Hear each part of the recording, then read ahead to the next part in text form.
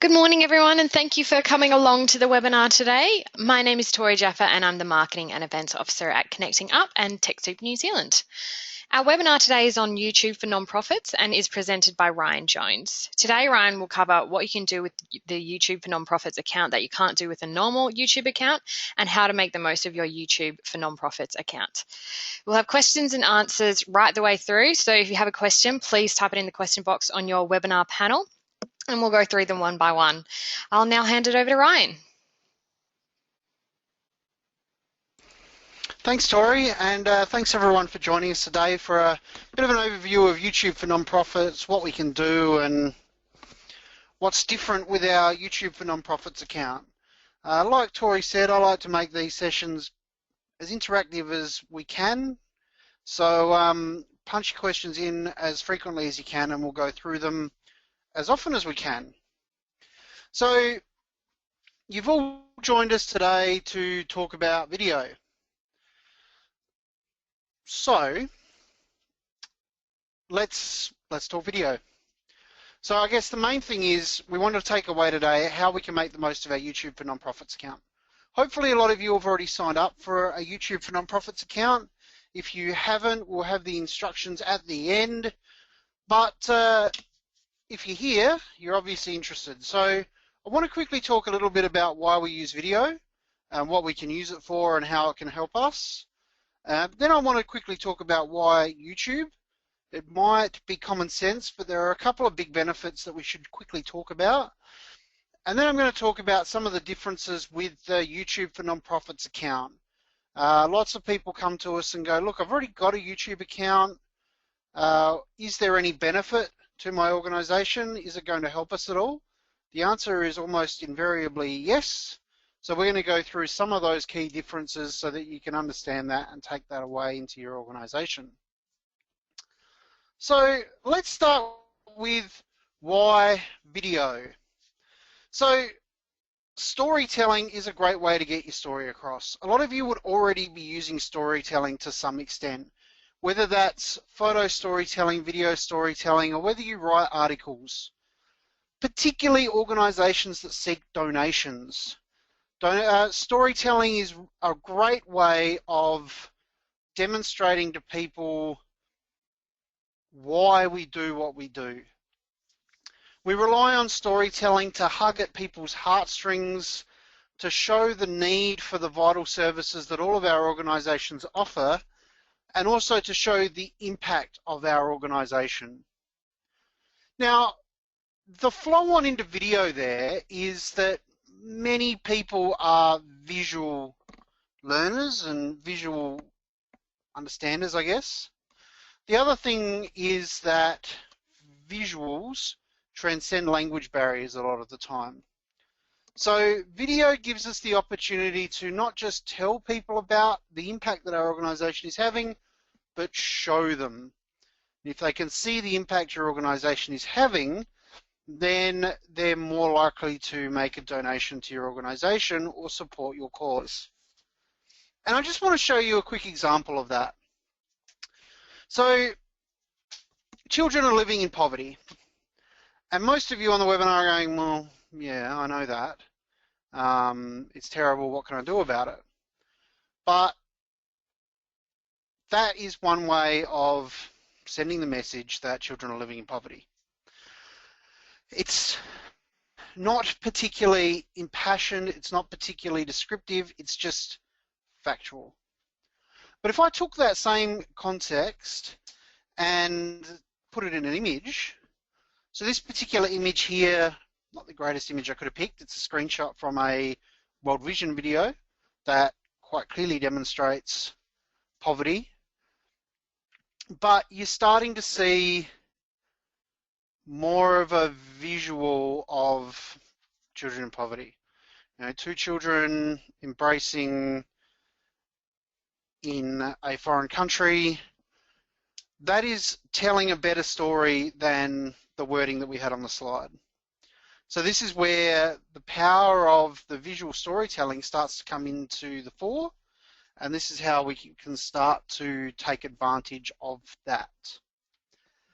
And the great thing with digital storytelling in particular is it's easier now than ever. And the main reason for that is that the tools have become more affordable and accessible. So for video, we used to have to spend thousands, tens of thousands, hundreds of thousands to get access to professional recording equipment.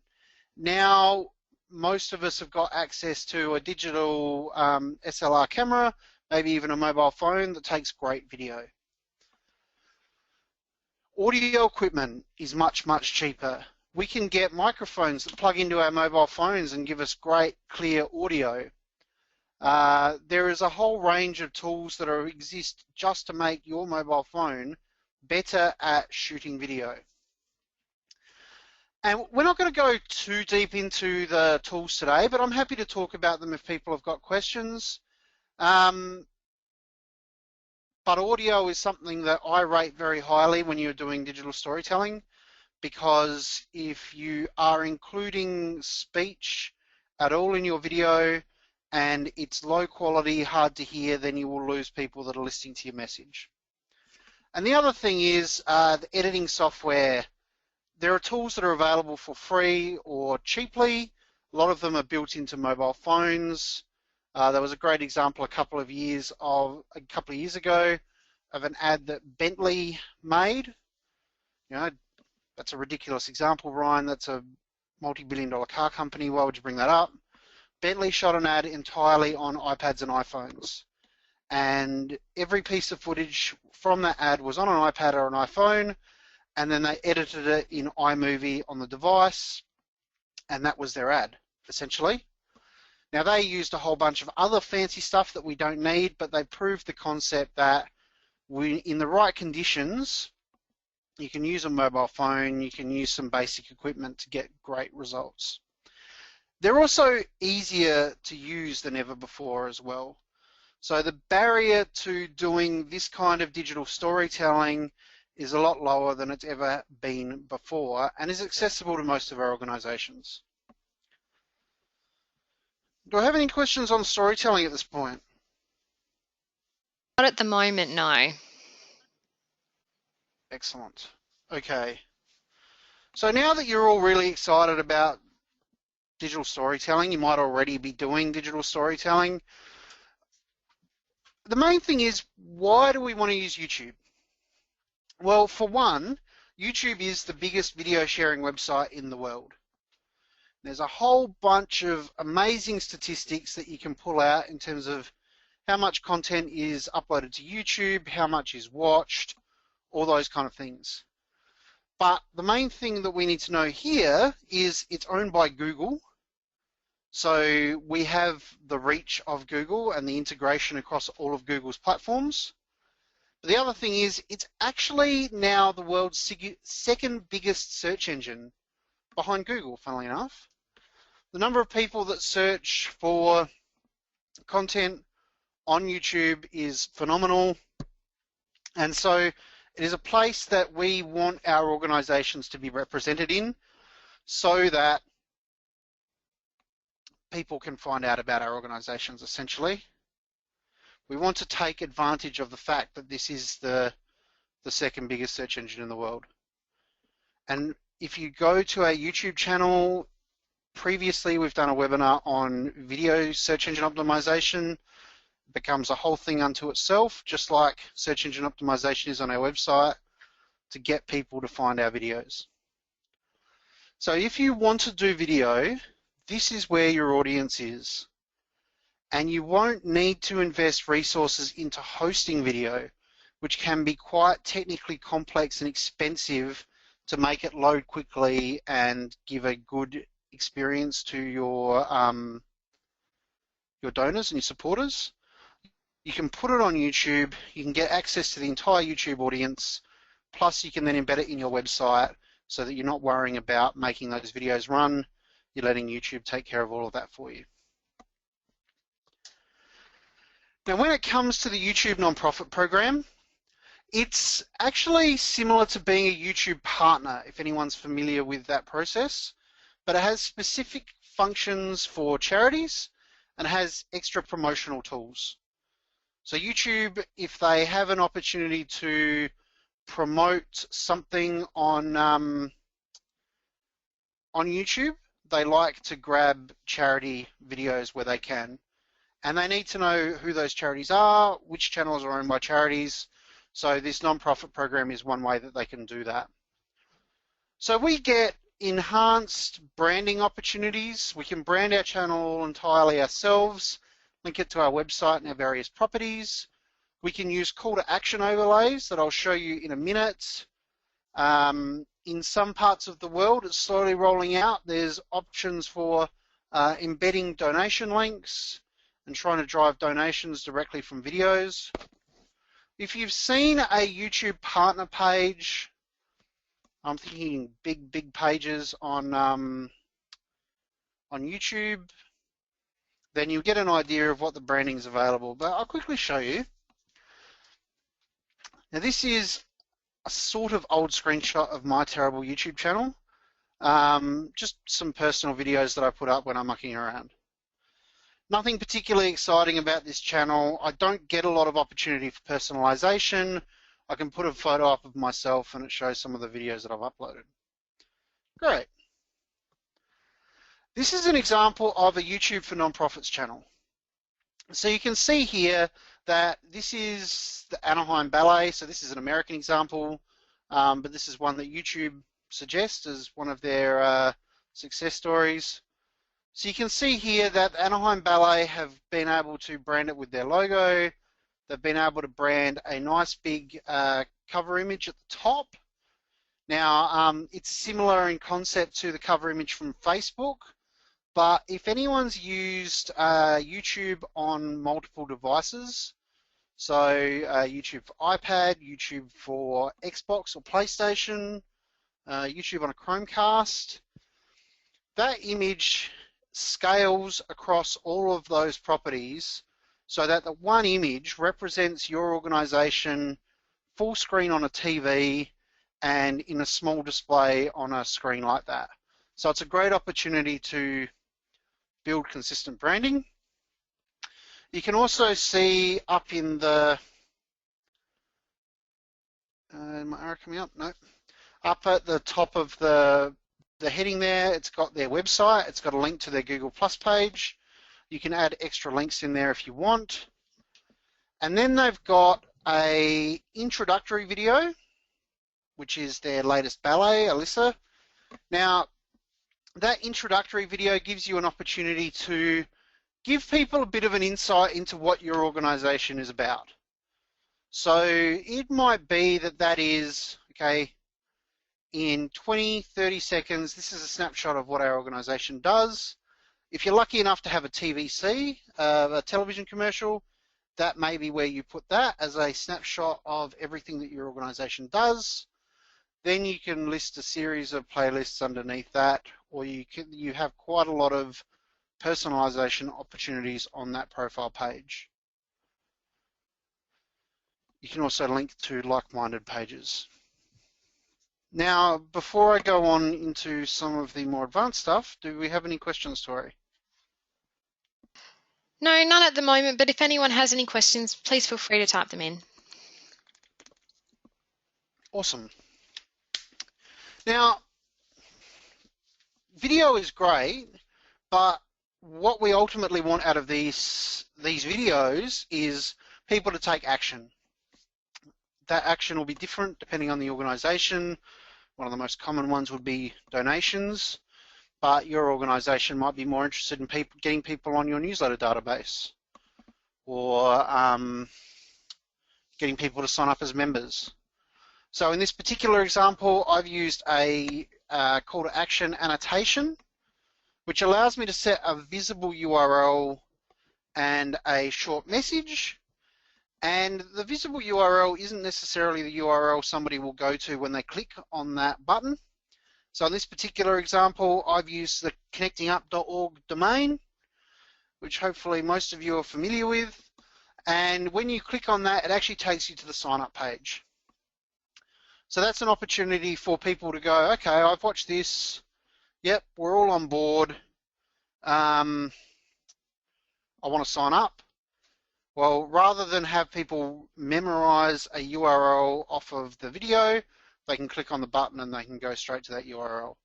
It gives a better user experience and it helps you to make sure that people are directly tracked.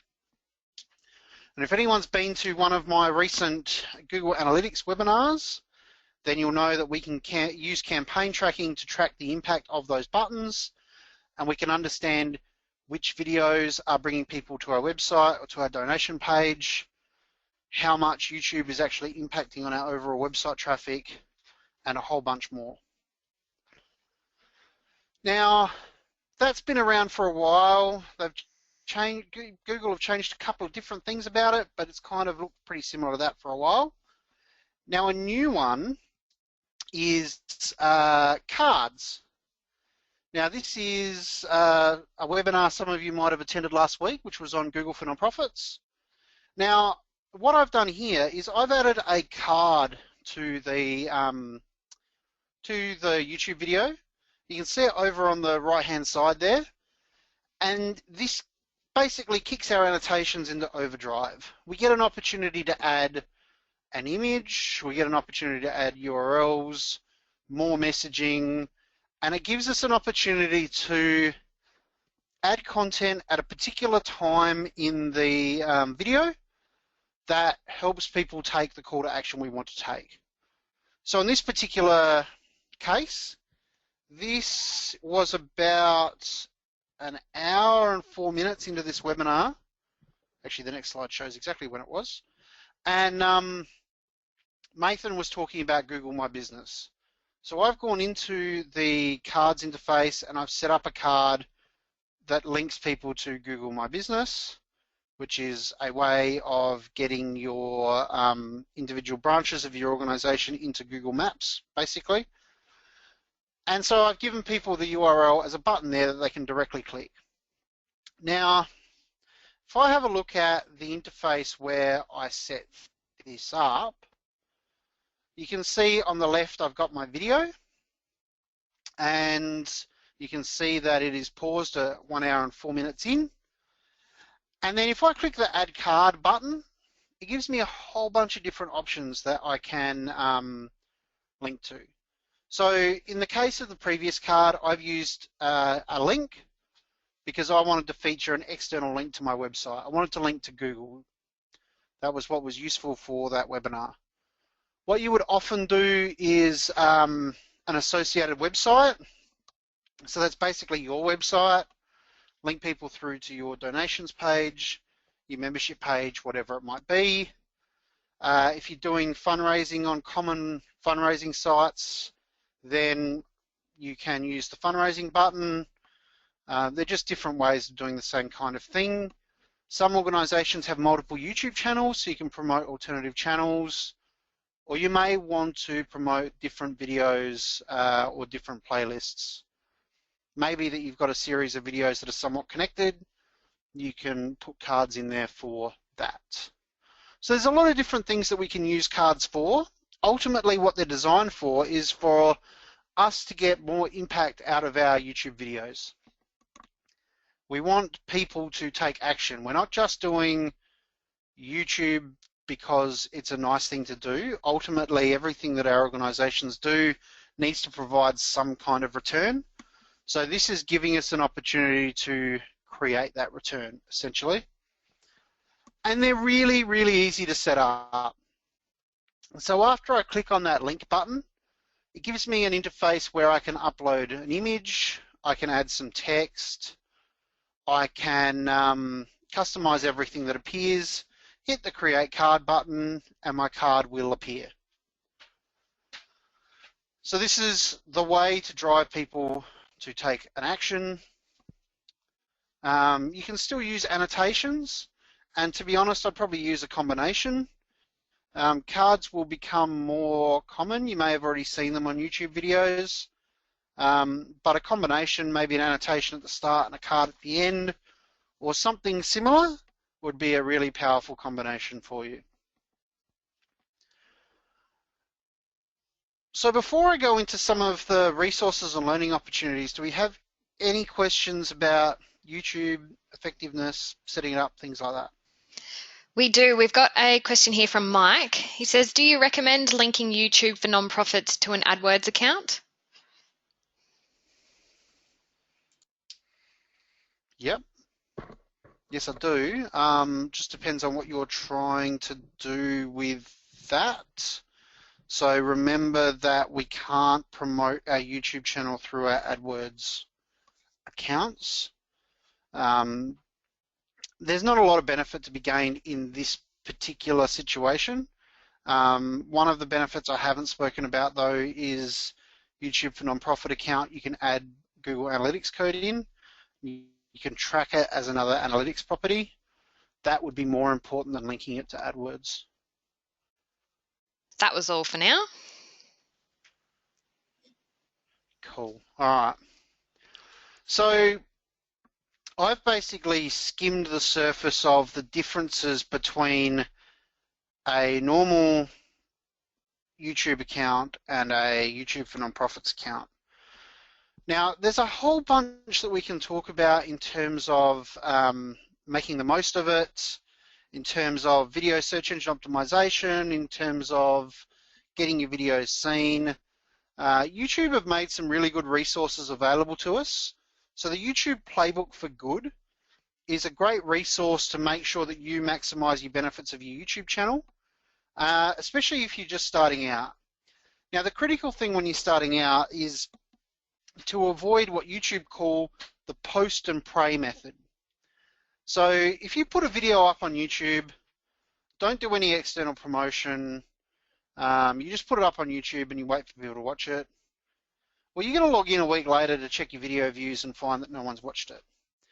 And ultimately, all of us are trying to increase our eyeballs, not decrease them. So YouTube provides you with a range of resources that will help you to get the most eyeballs on your videos.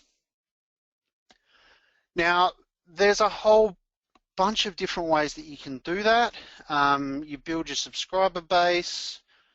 You can look at ways where you can, what YouTube call tentpole program, well, not YouTube, everybody calls tentpole programming.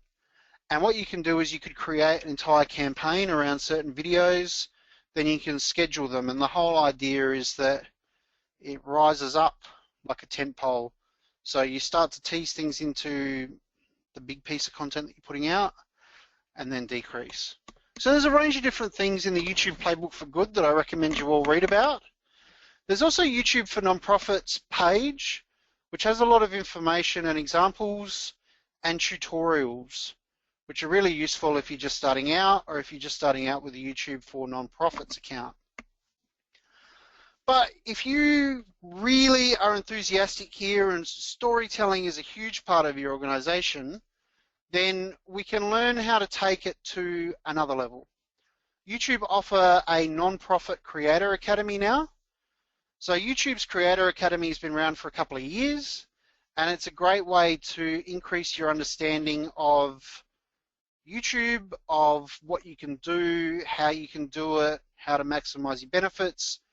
Now they have a non-profit specific section which will help you learn a lot more about how you can take advantage of your YouTube channel. So if you are serious, I suggest going through that. It's all self-paced online e-learning. I've done the normal YouTube Creator Academy before through one of my partner accounts, and it's quite easy to pick up and easy to follow. Now, in terms of going even further, a couple of different things is our global partner, TechSoup Global, run a yearly Story Makers competition. Now, I've linked to last year's winners. I haven't heard when this year's competition is going to be yet, but last year's winners will give some of you an idea of what you can do with storytelling, different ways of telling your stories, and some pretty simple ways of telling your stories as well. The great thing about the Story Makers competition is it has different categories depending on how big your organization is, what the budget was for the video, and it includes everything from a video that a small nonprofit has shot entirely themselves, maybe it's mobile phones, maybe it's GoPros, and edited themselves and put online, through to big productions for big charities that have money to invest in those kind of things. And so it gives you a few different ideas for how you can use that storytelling to achieve your outcomes and to make a great video. The other resource that I recommend is an organization called Digital Storytellers, who often run training courses in terms of using the equipment, shooting the videos, and more of the hands-on aspect. You will find that we will have some available soon, and we work with Digital Storytellers quite often to do those. So keep an eye out, and there'll be more courses available soon. Now, if you haven't joined Google for Nonprofits yet, we've really just scratched the surface today in terms of YouTube, but Google for Nonprofits also includes Google Apps. It includes Google Ad Grants, which is probably my personal favorite thing, and Google Earth Outreach.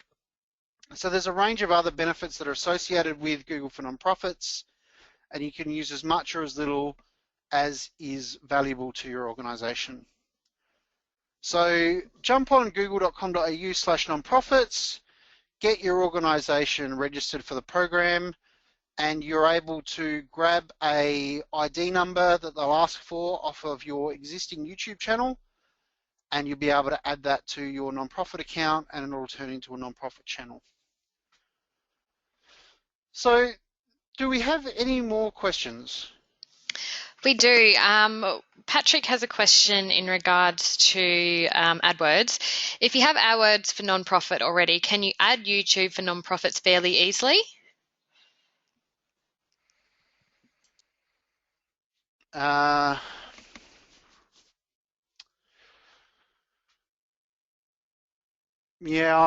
I'd need to get back to you on that one, Patrick, because you can't run ads on your you can't run ads for your YouTube channel on AdWords, and the ad grant account doesn't include the ability to advertise on YouTube.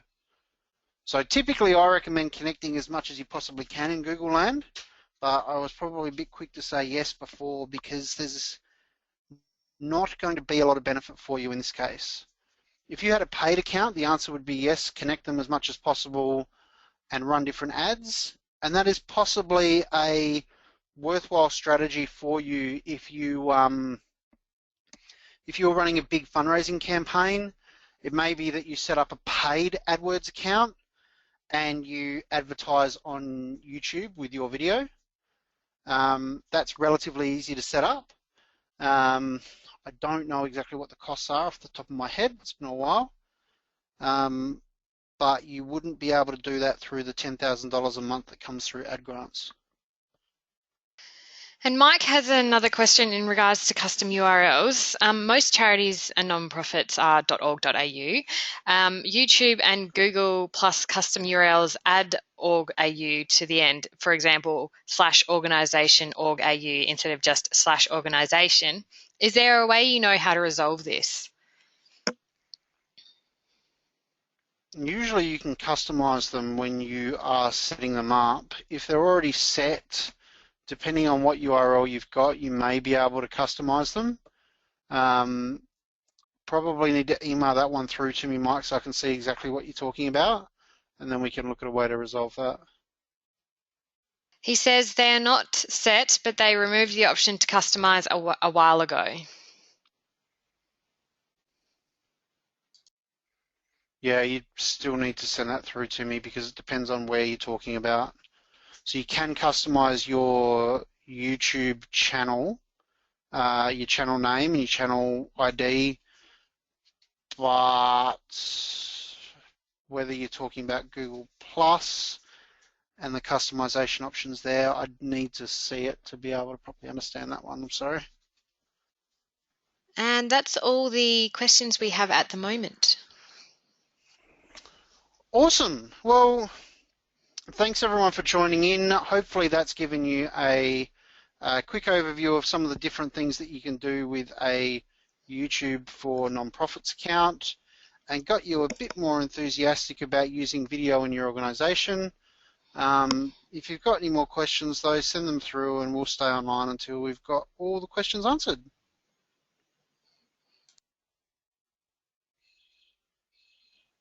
So if you've got any last questions, please send them through now. We'll give everyone just 5 minutes to just have a think, and then we'll come back and see if there's any questions.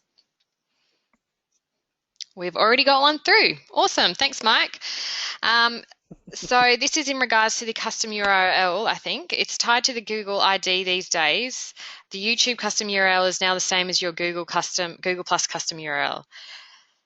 So I think the best thing for you to do, Mike, is to send through in an email. Yep. Yeah. And so you can send that one through, Mike, to events@connectingup.org.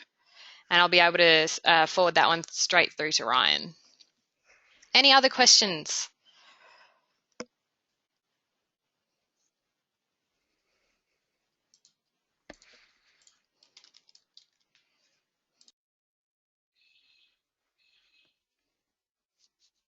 But yes, if you have got a YouTube account, I definitely recommend setting this up.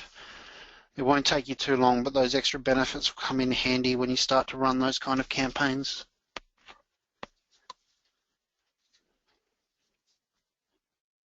Mike asks, have you found certain length videos are more effective for nonprofits than others? That's a really, really, really tricky question. Typically, yes. Typically, shorter videos are more effective, somewhere in the region of 1 to 2 minutes. People have got short attention spans. That's generally what works best. That said, some of you will remember a couple of years ago there was a campaign called Kony 2012, which was a campaign by an organisation in America called Invisible Children to try and get people passionate about removing a, I think it was a Ugandan dictator called Joseph Kony. Now, that campaign was one of the most successful digital storytelling campaigns of all time, and that was a half-an-hour video. That video broke every single rule or conclusion or understanding about digital storytelling in terms of length, content, the whole lot, yet it also broke all of the records about all of the records in terms of how quickly it was viewed and how viral it went and the awareness of Kony overnight. And also then taking that from being an online campaign to offline with people putting up posters and marching in the streets. I think what that really tells us is that the length of the video isn't as important as the content. And if you can build a very, very compelling video, then your length isn't going to matter quite so much. For most of us, I do think that around that 2.5 minute mark is the safest bet. It's short enough that people can digest it through the day. It's long enough that we can get our point across. But don't be afraid to try it and look at a combination. There is a great range of tools that will be available to you that will actually let you track at what point in the video people exit. So you can go into individual videos and see, okay, well this video that we've put together, you know, it's great. Well, we think it's great content. It's about half an hour long. But then when you actually look at your analytics, you find that people are exiting after 1 minute. So that would give you some information. Be tricky to understand whether that half an hour video is being exited early because the video is too long or because your first couple of minutes are not quite as enticing as they could be. But you do get control over that and you are able to see that, and you can adopt those lessons in other videos. You may choose to recut the half an hour video with a better first 2 minutes and see whether that improves your exit rates. It may be that you choose to do shorter videos, but you have access to tools that will tell you that kind of thing, that in terms of what works for your audience. And you know, some of you will be putting together videos which are aimed at your clients. They might be aimed at helping your clients. Others will look at videos that are pure storytelling in terms of promoting your organization, promoting donations. And I would say that the length of those videos is, or the length that the audiences will allow in those videos will be markedly different. So I think you're on our AdWords course, Mike, but it's pretty much similar to anything digital marketing. Test. You have access to data that will tell you whether your test was successful or not, and then work on iterating that so that you can test again and see what length is working for your audience. Awesome. Patrick asks, could you recommend a consultant that specializes in YouTube nonprofits? He's just had nightmare experiences dealing with Google consultants with the help desk type inquiries for Google for My Business. If you're dealing with, so if you're looking for professional help with getting YouTube for nonprofits set up and making the most out of it, I think the first point of call for that would be our membership program. So our membership program actually includes an hour of mentoring per year. You can purchase extra hours after that if you need them. And what that would involve is probably sitting down with me and going through your specific circumstances, your specific YouTube channel, and helping you get it set up and making the most of it. We do that for AdWords, anything digital really, as well as a range of other topics. So that would be my first port of call. I don't have anyone in particular to recommend to you on an ongoing basis, but I think depending on how well resourced your organization is, often getting that kind of health check and that kick in the right direction is enough for most organizations, and you can sort of take it from there on your own.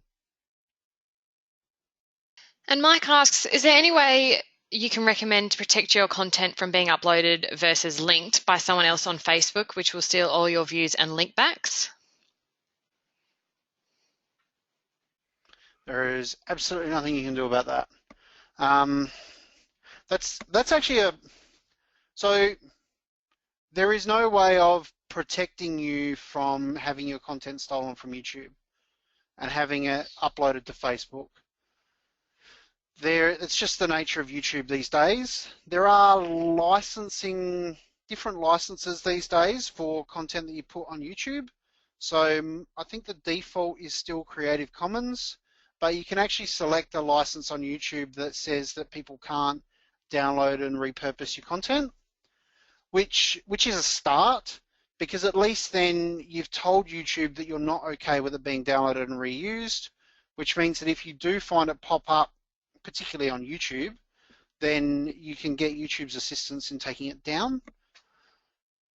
Depending on what content you've got, if you're putting it on Facebook, now, I'm not sure how many people are aware, but with Facebook are making a really, really serious push into video, so much so that often you will get better results, better views, posting a video natively onto Facebook than you would posting it to YouTube and copying the link across. It's sort of an emerging area, so we're still understanding exactly what's going to happen, but Facebook are prioritizing content that's published on their own side. Now, I would say that a way you can discourage people from ripping your content off YouTube and posting it onto Facebook is to post it onto Facebook yourself and encourage people to share it from there. But there are hundreds of websites that will help you to rip videos off of YouTube. So there is no solid, foolproof, 100% accurate way that you can stop people from doing that, unfortunately. And Charlotte asks, if we have an existing... Give them less reason to. Charlotte asks, if we have an existing free account, can we move our content to our nonprofit YouTube channel? Yeah, you just you can create a link between your Google for Nonprofits account and your YouTube account, so that your existing YouTube account becomes your YouTube for Nonprofits account. That would be what I would do. You don't really want to start again and lose your subscribers and your video stats. Awesome. Well, that is all the questions we have today. So, Mike, please remember to email through the question you had for Ryan. Other than that, though, thanks, Ryan, for presenting today, and thank you, everyone else, for attending. As always, if you've got questions after the webinar, please feel free to email them through. We will be sending out links and slides to the recording over the next 2 business days. Please remember you do need to be logged in to be able to view these recordings. And don't forget to check our website, newsletters, Facebook and Twitter for any more upcoming events. Other than that, thank you, everyone, and have a nice day.